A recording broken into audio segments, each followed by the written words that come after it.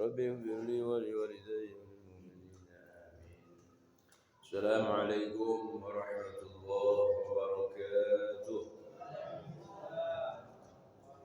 بسم الله الرحمن الرحيم. الحمد لله رب العالمين. الحمد لله الذي أنعم علينا بنعمة الإسلام والإيمان. أشهد أن لا إله إلا الله وأشهد أن محمدا عبده ورسوله. اللهم صل على سيدنا محمد وعلى آل سيدنا محمد صلاة تنجينا بها من جميع الأهوال والآفات وتقضي لنا جميع الحاجات وتطهرنا بها من جميع السيئات وترفعنا بها عندك أعلى الدرجات وتبلغنا بها أقصى الغايات من جميع الخيرات في الحياة وبعد الممات. رب اشرح لي صدري ويسر لي أمري واحلل عقدة من لساني يفقهوا قولي. اللهم ارزقنا رزقا واسعا حلالا طيبا. اللهم ارزقنا فهم النبيين وإلهام الملائكة المقربين حفظ المرسلين برحمتك يا أرحم الراحمين. آمين يا رب آمين يا رب Bapak, ibu-ibu jamaah Masjid Babus Salam yang dirahmati Allah. Kita melanjutkan taklim kita surah Al-Ma'un. A'udzu billahi minasy syaithanir rajim. Bismillahirrahmanirrahim. أرأيت الذي يكذب بالدين فذلك الذي يدع اليتيم ولا يحض على طعام المسكين فويل للمصلين الذين هم عن صلاتهم ساهون الذين هم يراءون ويمنعون الماعون. Surah Al-Ma'un. Allah Subhanahu wa taala berfirman di dalam surah Al-Ma'un, Ara'aital ladzi yukadzibu bid-din. Tahukah kamu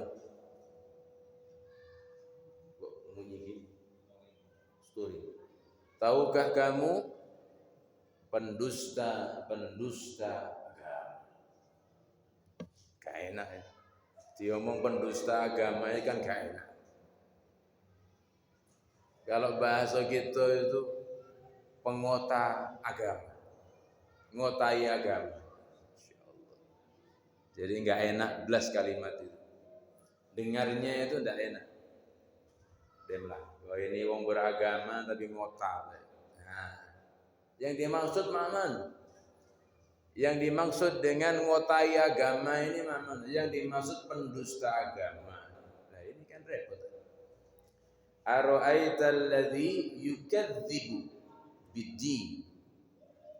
Orang beragama tapi dianggap dia pendusta, bohong. Artinya orang beragama itu enggak cukup beragama doang. Nah, itu. Enggak cukup pokok Islam gitu, enggak. Ya. Islam itu rahmatan lil alamin. Islam itu adalah agama yang menebarkan kasih sayang bagi alam semesta. Jadi enggak cukup agama sembahyang tok umpamanya, enggak cukup. Atas pokoknya Islam gitu, enggak cukup ternyata. Jadi yang dimaksud dalam surah Al-Ma'un ini orang beragama tapi dia dikategorikan pendusta agama. Bukan orang ini berbohong terhadap agama, tidak, agamanya bukan dibohongi, tetapi ada perbuatan-perbuatan yang itu menjadi sebab orang tersebut dikategorikan pendusta agama. Berarti kalau pendusta agama itu jelek, ya, dipandang oleh Allah jelek. Nah, jadi terus apa baik yang dikategorikan pendusta agama? Pendusta agama, ara'aital ladzi yukadzibu bid-din fadzalikal ladzi yad'ul yatim. Nah, orang yang menghardik daripada anak yatim. Menghardik. Fadzalikal ladzi yad'ul yatim. Orang yang menghardik anak yatim, orang yang durhaka kepada anak yatim. Durhaka ini maksudnya makna.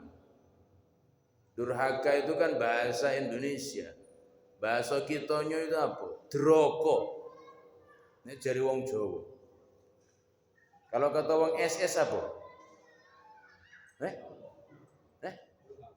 Durhako. Durhako. Nak kemana melawan. Termasuk ya? Termasuk. Jadi droko, durhako, ya, melawan, ndak karu-karuan pokoknya. Nah, disimpulkan, ya, ara'aital ladzi yukadzibu bid-din, ya, fadzalikal ladzi yad'ul yatim, adalah orang itu yang tidak bisa berbuat baik kepada anak yatim. Anak yatim ini dia tidak dijogo, tidak dijaga mulai dari kehormatannya, hartanya, keberadaannya itu gak dijogo, didrokoi, dianiaya. Anak yatim dizolimi, dibohongi. Nah, itu namanya orang yang durhaka kepada anak yatim. Menelantarkan anak yatim. Tidak mau ngurusi anak yatim. Moko ada acara penebus daripada itu semuanya. Nanti tanggal 10 Muharram itu ada istilahnya dikenal dengan riyoyoani wong anak yatim. Hari rayanya anak yatim. Sampeyan ngumpulno duit 1.000, 2.000, 3.000, 5.000, nanti tanggal ngadakan dari sini. Di sini ngadakan, nanti nyantuni anak yatim. Jadilah setahun sekali. Untuk apa? Agar supaya kita ini enggak termasuk dalam kategori pendusta agama.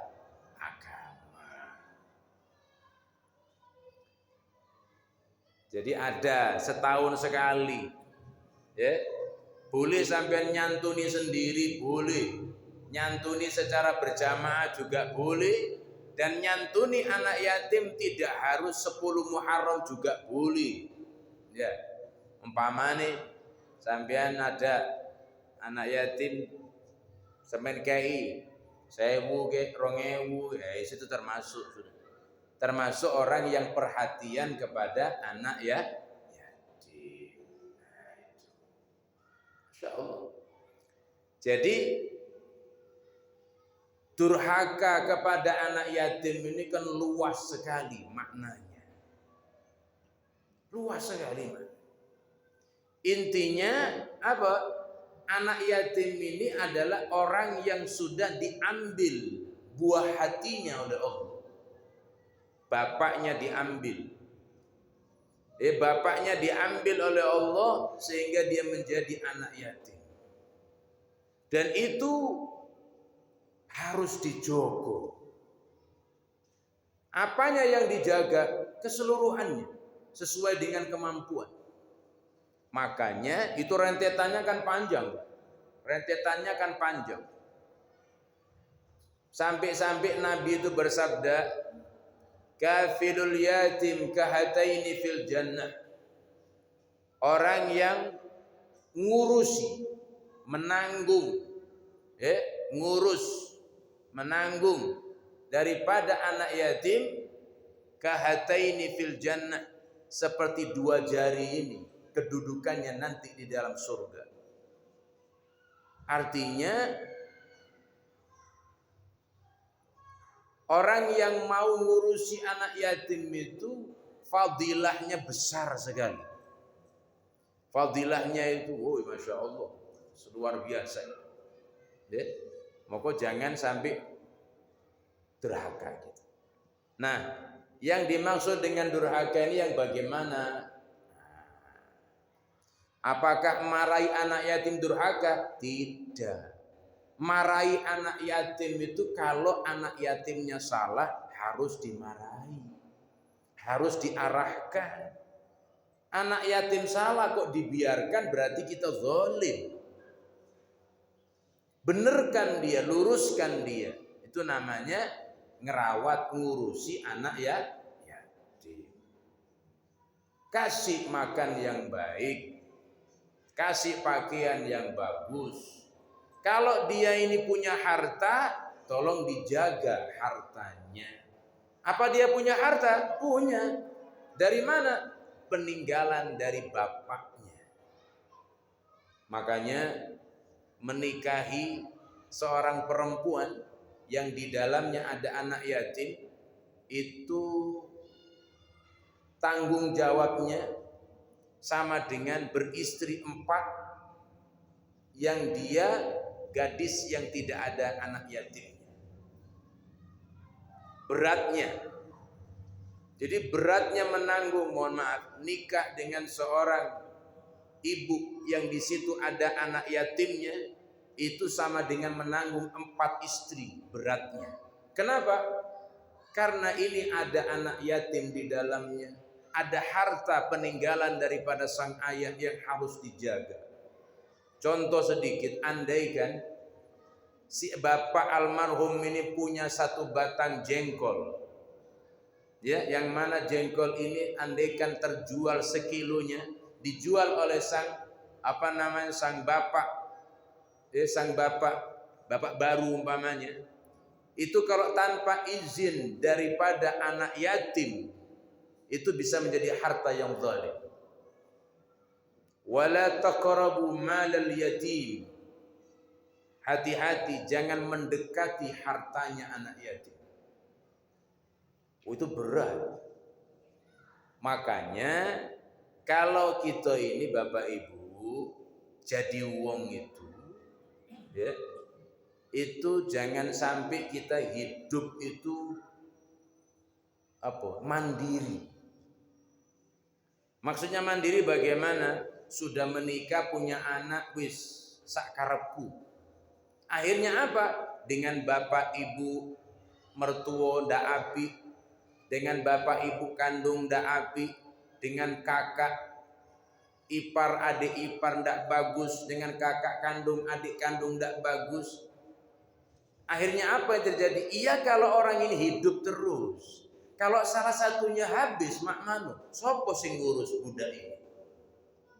Andaikan bapaknya meninggal, dia punya anak yatim, sama kakeknya nggak diurus. Kenapa? Selama dia hidup sampai punya anak, nggak diperhatian dengan wong tua.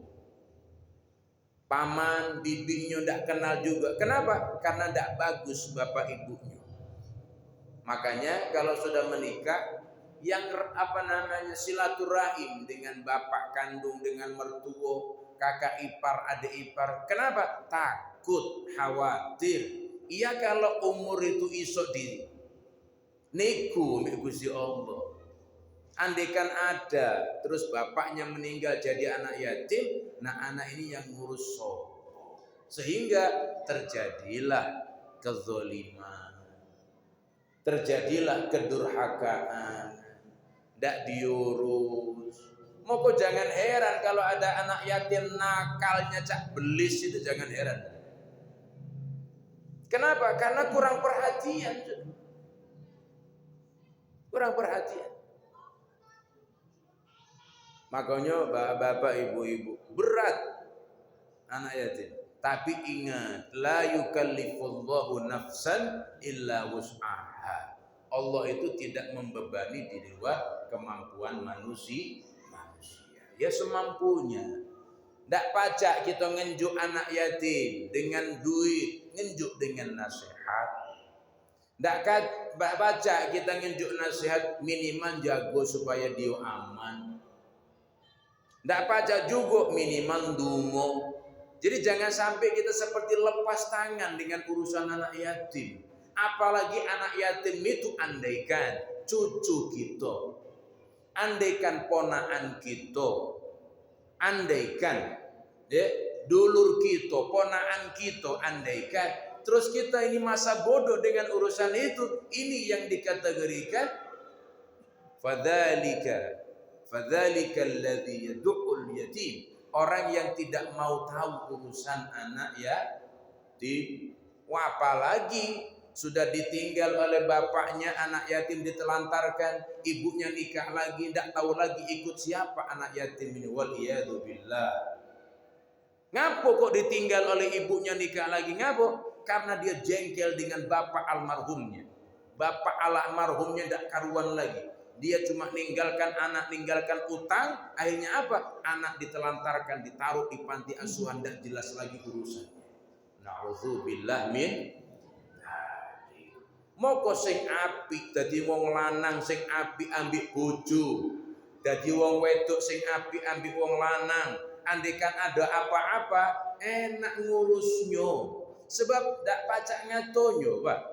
Ada bapak bunuh anak ado. Ada ibu yang sudah melahirkan bunuh anaknya dewek juga ada. Ketika ditanya ngapo ibu kok berani tega bunuh anak sendiri? Aku jingok anak aku sama dengan jingok rai bapaknya. Dari daagamnya. Nauzubillah. Berat. Nak dipikir-pikir tadi. Ya.